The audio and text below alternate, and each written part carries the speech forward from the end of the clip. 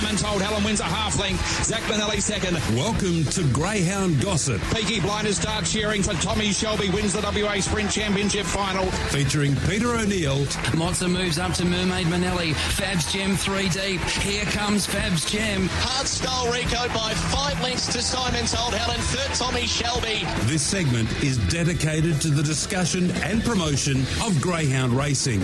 Cindy's Oliver, Rockstar Patriot, Paul Stewart, back-to-back with Rockstar Patriot in the Galaxy. Handsome Prince, a bolder clear, the former Tasmanian. Handsome Prince has won the $1 million chase. A very good morning, everyone, and welcome along to Greyhound Gossip on this Monday morning. Big weekend of greyhound racing that we had. The Winter Sprint on Friday night, and we saw David Hobby dominate once again. Sunset Hornet taking out the Winter Sprint final. David's had a very good record with feature races, and of course he won the Winter Sprint going back in 2018 with Mama Manelli. Last year, of course, the meeting wasn't held, or the race wasn't held, due to the fact that Mandurah was closed, but back down there again on Friday night. And on Thursday night, we saw Tony Brett and Jason Thompson dominate the heats of the Brisbane Cup. It's an outstanding field that we have engaged in the final. Unfortunately, no WA greyhounds getting through to the final of the Group 1 Brisbane Cup. $1 million on offer. Explicit's drawn box 2 currently at $2.60. Excavation in box 7 at $3.70. There is a WA flavour, though, to the running of the Group 1 Queensland Cup over the 700 metres. Sage Tennille has made it through to the final. She's drawn well in box number 2 at $7.50. Currently One Hot Bandit's favourite from box 1 at $3.50. Exploded in box 3, $3.70, and Valpolicella in box number 8 at $3.40. So that's going to be an excellent race, and we'll be joined by the great man Bunny Brasch shortly. But we're taking a look back at 50 years of greyhound racing, and our first special guest on the program this morning is a guy who's been involved in greyhound racing for many, many years. He was the voice of WA greyhound racing, and he joins us online. Craig Evans, good morning. Yeah, good morning to you, Pete. How are you doing? Yeah, I'm doing well, a lot better today than what I was yesterday. You and I think were both at the Eagles, and, Hawthorn turned up. I'm not sure if the West Coast Eagles turned up, but we'll move on. When did you first get involved in greyhound racing? Because you were born and bred in Carnarvon, and you had a love affair of thoroughbred racing. You're a very good thoroughbred caller in that area, and then you decided to come down to the metropolitan area as a youngster. Tell us about when you first started race calling down here in Perth. Yeah, well, I started in Carnarvon in 82 when I was young, and I was on radio in Carnarvon on 6LN, and we used to give the results and dividends of the gallops from 6PR as it was in those days. And my dream was to one day be able to read out the tote information on 6PR. And obviously I got a little bit better than that as time went on. But a job came up at the start of 1988, and Stewie Shenton, he employed me and got me down to Perth. So I rocked up in January of 1988, and pretty quickly was sent out to the Greyhounds. And I think I probably called my first greyhound race at Cannington in mid-February of 1988. Okay, so 1988, it wasn't too long before you were thrown in the deep end. See if you remember this race. This was a year later. It was 1989, and it was called then the Perth Gold Cup. And away they do go out very quickly. Miss Chris Black Review was fast too. Reigning Aces and Cheatin' Charmer up towards the lead. Getting across from the outside, Dreamy Bill, Fast Legend back second last to last. As they go down the back section, Miss Chris got away about 3 lengths on. Dreamy Bill making up ground over I'm Busy. Then came Fast Legend, the New South Wales star around the outside, followed by Cheatin' Charmer. Up to the corner, Miss Crisp in front from Dreamy Bill. Fast Legend's on the scene. Around the turn, Miss Crisp in front. Fast Legend won't make the leeway. And Miss Crisp for the final. Miss Crisp by 3 on Fast Legend. Then Dreamy Bill followed in by I'm Busy. So that was back in 1989, Craig, an era where we had some stars, including the great Sandy's Mum. Do you remember that era? And obviously you would have called Sandy's Mum a few times before she retired. Yeah, she came around just after that. Cheatin' Charmer, who was in that race when I first came down, it was sort of the boom greyhound. I don't think it went on to probably fully achieve what it was destined to do, but that was a big night, and it was my first one. I was young and sort of probably a little bit more confident in those days, and just called the race without really knowing the significance of it. But that was quite important, that race, because it was the last Perth Cup, as it was known back then, on grass. So that was the old Cannington grass, and fairly soon after that it was dug up and replaced by the sand surface. But yeah, Sandy's my mum came along. I didn't call her in any of the big races because Stewie Lowe was the main greyhound caller in those days. But I certainly remember her, winning the dual nationals in Melbourne and Perth, and she was an absolute freak. Sand Pebble was from the same litter. There was 2 or 3 from the same litter that came through at the same time. But Sandy's my mum, to this day, is probably the greyhound I regard as the best I saw, certainly from WA. Obviously, through the years, particularly in the 90s and early 2000s, a lot of greyhounds came from the eastern seaboard and would win our big races. But certainly from a domestic point of view, Sandy's mum was a freakish talent and got the rewards by winning the big races, the dual national sprint championships. Were you nervous when you called your first Perth Cup? And the second part of the question, Miss Crisp, while she won a Perth Cup, she went on to become a superstar as a brood dam as well. Yeah, well, she was trained by Grant Langston, and I got to know the Langstons, probably later on after that quite well, and got along quite well with Grant and Eileen and the kids. But nervous, I suppose I was, but as I mentioned, I probably didn't know the significance of it, and I certainly didn't think I'd be sitting, in my lounge room, in 2024, listening to a replay of a race back in 1989, thinking that people would still be interested to listen to that sort of stuff. So I think the more you realise the history and go down the track, and by the time I was calling some of the bigger international horse races down the track, I was a heck of a lot nervous by that time than when I called that race back in '89. You were on a panel with myself, David Simonetti, Mark Botcher and David Short. We're discussing the top 8 best greyhound sprinters and stayers of all time, and while I won't ask you who you voted for, I'm going to read out some of the names and just get your thoughts on them that you would have seen. So in the early 90s, greyhounds like Capobianco for the late Keith Harding, Nicky Moss and New Peter, Witsend, Stormac, Jamali Park, and then in the late 90s, a greyhound came along by the name of Regimite and Paradise Street, of which we touched on last week. There's some very good greyhounds in the 90s that were racing here in WA. Yeah, there was a lot of really good ones. Capobianco was actually owned by Mick Lassen, who was also race calling when I first came down. He was the backup to Stewie Lowe, and I became really good friends with Mick and actually played golf with him only a month or so ago. New Peter was owned by David Simonetti, so he had a good greyhound there. But Regimite, I remember seeing it race in a big race. I don't recall what it was in Melbourne at Sandown. It was probably a national championship. I'm not sure if it represented WA, but it was a really good greyhound. But through that period too, particularly in the 90s, we had some really good stayers, greyhounds that would come along and just dominate for 6 or 8 months. And you mentioned the likes of Genev and Jamali Park and Witsend, Paradise Street. Pardon me. They named a race after it, so that's how good that greyhound was. But since that time, and you took over the greyhounds at the start of 2007. Probably none better than Miata, and I only sort of watched and listened to her from afar. So there's been some good ones, but yeah, in particular the stayers.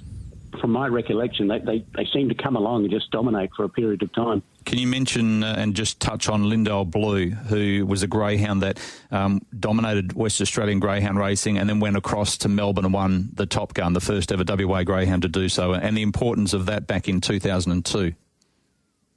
Yeah, well, those days it wasn't as frequent as now that, greyhounds would travel around the country. It did happen, and, of course, a lot of the stock that came to WA originated in Victoria and came here and raced. But Lindale Blue, Lindsay Archer was the owner of that greyhound, and it sort of blazed the trail to a degree. Obviously, before that, we'd had Sandy v Mum, and every year we had representatives at the national championships. But, it's always... And it always was significant and impressive when a WA greyhound went over there. You mentioned Sage Tennille, just before I came on, and I remember watching her in that match race, that shootout type race they had in Brisbane either early this year or late last year, and she set the fastest time, and then obviously something came and bettered her, right towards the end of that. But to watch a local WA greyhound or horse for that matter represent the state on the eastern seaboard is certainly a great thing, and when they're successful, it's just enormous. I'll ask you about the best greyhound that you called, but one of my favourite calls of yours of all time, and you called many, were the Perth Cups, and you got up for those big races, and one of the favourites of mine was back in 2006. Have a listen to this. 2006 Sky Channel Perth Cup, they're ready.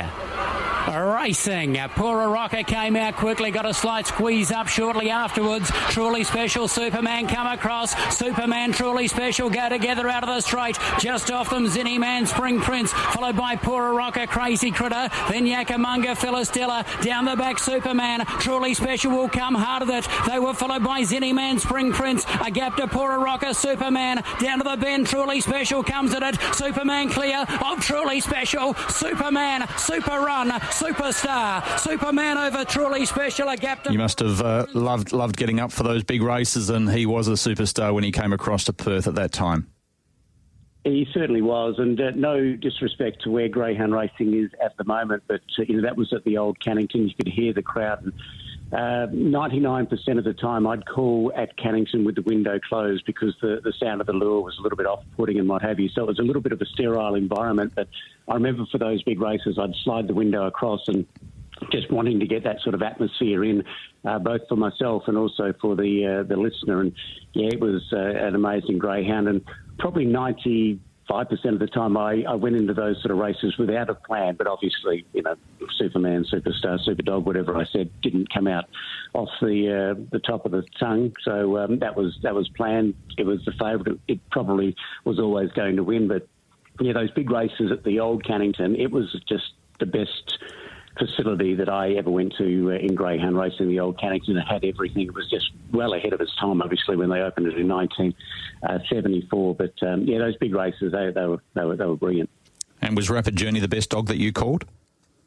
Yeah, easily, and I was very lucky because I called it winning a national championship and also a Perth Cup. So in the space of 6 months or so, Jane Carruthers brought it over twice, and to get to call it twice was really, really good at the time. I remember a couple of years later, I went down to Launceston for a national championship, and Jane Carruthers was there, and I got a photo of Rapid Journey and got her to sign it. Obviously it wasn't the greyhound signing it, but Jane signed the photo for me, and it certainly was the best I saw by a considerable margin, I think. On a side note, and probably a more fun note, maybe not so much for you because you're a passionate West Coast Eagles supporter, we got massive crowds 2 years in a row for a race called the Western Shootout. It was Dockers versus Eagles match race. Here's 2006 version. Eagles versus Dockers, swept Western Shootout 2, they're off. Missing it was Desert Black. Linda Roxy flew out of the boxes, went straight to the front. Linda Roxy out of the stretch for the West Coasters, out by 6 lengths over Desert Black as they work through the catching pen. Linda Roxy trying to avenge last year is out by 4-5 lengths, but here comes Desert Black. Desert Black might have a ticker, it's coming quickly. Off the back, Linda Roxy out by 3. Desert Black coming after it quickly. They turn Linda Roxy. Here's the Dockers. Desert Black goes to Linda Roxy. Dockers again. Hell's freezing over. They've found one with a ticker and it's got the money. Desert Black's won Oh, you had a couple of goes there at the Dockers supporters, but they weren't probably travelling as well on the football field back then in 2006, I think it was. But they won both of the shootouts, and Simo decided to can it after that. The atmosphere on those 2 nights was enormous. Yeah, it was good. I've actually got a West Coast jumper fully signed, and it's from 2006 from the Western Shootout. They had an auction on the night, and I probably got a little bit overwhelmed and paid more than I should have for it. But that's up on the wall. Timmy Gossage was doing the auction that night, and as it turned out, we won the premiership that year. So I've got this Guernsey with Jardine Cousins and Kerr and all the really good players signed. So. That's pride of place, but they were good nights. Obviously, it was a great rivalry to bring together on the greyhound track, and it was plenty of forethought to get that together. But it wasn't great for the West Coast supporters, and certainly the last couple of years it's gone downhill since then. It certainly has. I really appreciate you coming on, Craig, and just sharing some of your thoughts and memories of the 50 years of greyhound racing, of which you're a big part, and some of the great dogs that you called. Of course, we get together later in the year and we will announce the top 8 sprinters, the top 8 stayers, and also, in our opinion, the number 1 greyhound of all time in the 50 years of greyhound racing. Really enjoyed it. Just before I let you go, a lovely lady that both you and I worked with for many years, Leonie Smith, she was the judge for the final time on Saturday night at Mandurah. 36 years, I think she told me that she'd been there. You worked with her for many of those years. She mentioned the grass at Mandurah and the grass at Cannington, of which she was working back then. She was a great servant to Greyhounds WA, and we wish her all the best of luck going forward in her retirement. Yeah, she's a lovely lady, Leonie. I actually caught up with her last year briefly. I hadn't seen her for many years when I was overseas, but yeah, she started almost at the same time as I did back in 1988, and she really loved working at the Greyhounds. She was there from the old box at Mandurah to the new track and the new box and the new facilities, and obviously when she started as a judge, you'd call for a photo finish, and they'd go and actually develop the photo in the dark room behind the judges' tower and where the commentary box was as well. And now it's all finished links and computerised. So she's seen a lot of changes, but the judges' box, I'm sure at Cannington and Mandurah, will be a poorer place for Leonie giving it away. But she's well and truly enjoyed a bit of a rest, and those Thursday, Friday, Saturday nights off. Yeah, good on her. Good luck to you too, Craig. Thanks for joining us this morning. Enjoy your week. Cheers, Pete. Thanks, mate. Good on you, Craig Evans, who's a doyen of greyhound racing here in Western Australia. Speaking of legends, let's go up to Brisbane. He was up on a high the other night, especially when, Sage Tenniel was in front and then the Queenslander was coming at it, and didn't he get up and about? John Brasch joins us this morning on Greyhound Gossip. How are you, Bunny? I am well, Peter. Good to hear Craig again, and we're really, really looking forward to this Thursday night at Albion Park. The weeks have culminated now into the 2 Group 1 finals, the $1 million Brisbane Cup and the Queensland Cup worth $220,000. Dominated the heats of the Brisbane Cup, which we'll start on. We'll come back to Sage Tenniel in a moment, but the Brisbane Cup dominated by the Tony Brett and Jason Thompson show there on Thursday. Yeah, certainly was. A lot of the trainers have sent the greyhounds north to Tony Brett, and Tony Brett's only a 6-month trainer these days. That's all he needs to work, 3 months of the winter carnival and 3 months of the summer carnival, and he makes a good living out of that, Pete, by the number of winners that he's had over the carnival, and that's to the fore here on Thursday night. They've got Flying Zulu, Explicit, Lakeview Emily, Excavation and Zipping Megatron. I know he's been looking after. But I think Team Thompson are coming up. I heard that Jason is coming up himself. Young Holly's coming up as well to handle a couple. I think Tony will handle Excavation. So then they'll need a couple of other handlers to handle the other greyhounds. So I'm sure they'll be marshalling the troops between now and Thursday night. And you know the history more than I do up there. I think from memory, the two of them have combined to win 10 of the last 20 Brisbane Cup finals. They certainly have. Tony, in his own right and his own kennel over the years, has had quite a number of winners, and he's handled a couple for Jason that have been in Tony's name, but I think they go back into Jason's name for the finals, so they will be to the fore here again on Thursday night. Okay, now the box draws made it very, very interesting. For the feature final there on Thursday night, $1 million and $650,000. So Flying Zulu, $4.60 is drawn box 1 with Tab Touch Explicit, $2.60 into Good Odds Cobra at $12, Mapunga Smoky at $17, along with Smooth Plain $17, Lakeview Emily $10, Excavation out in box 7, $3.70, Zipping Megatron at $9. How do you see the box draw after the heats there on Thursday night?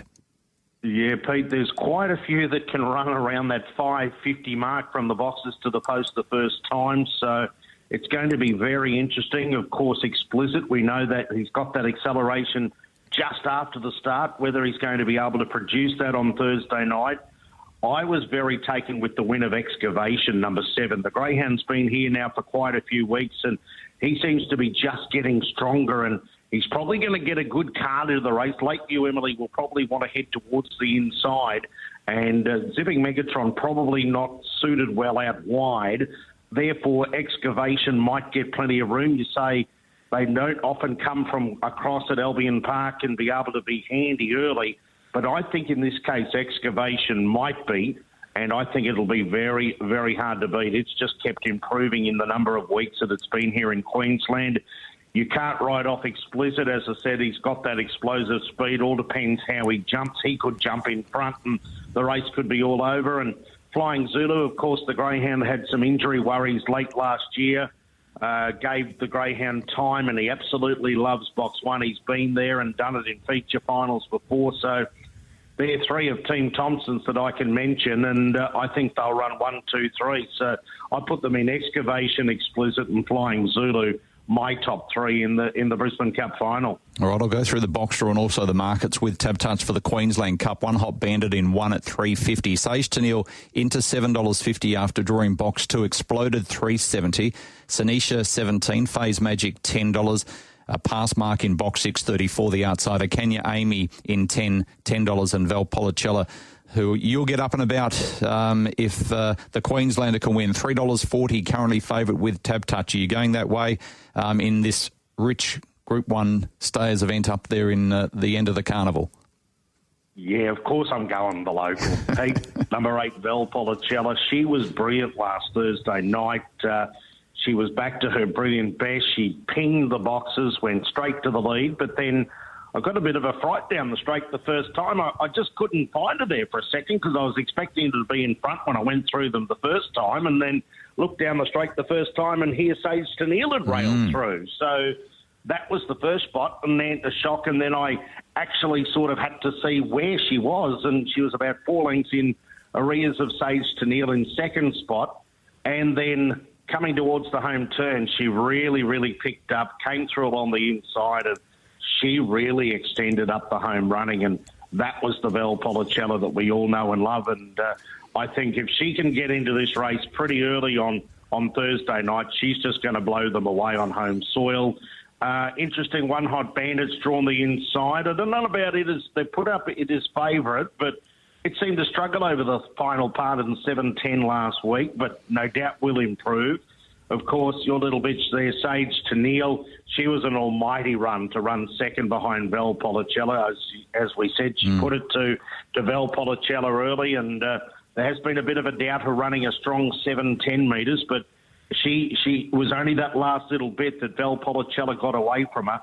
And the interesting run is going to be Exploded here, whether the Greyhound can reproduce that run of last Thursday night when it exploded out of the boxes and left them in its wake, including Palawa King, who was back at the tail, and he was unlucky not to make the final. Pete, he copped the check around the home turn, and Exploded dashed away down the back and then ended up running 41.40, which is the 5th fastest 7:10 metre race run at Albion Park. So it'll be interesting to see that second up run over 710 metres here this week, whether it can reproduce that or has it taken a bit out of Exploded. So the leaders up there for the Val Policella, Exploded, Sage Tennille, One Hot Bandit, and then you've got a little bitch called Phase Magic there, and she's done nothing wrong in the 7:10s since she stepped up a few weeks ago, and she's probably a rough chance there as well, Phase Magic. But I'm going to stick with Val Policella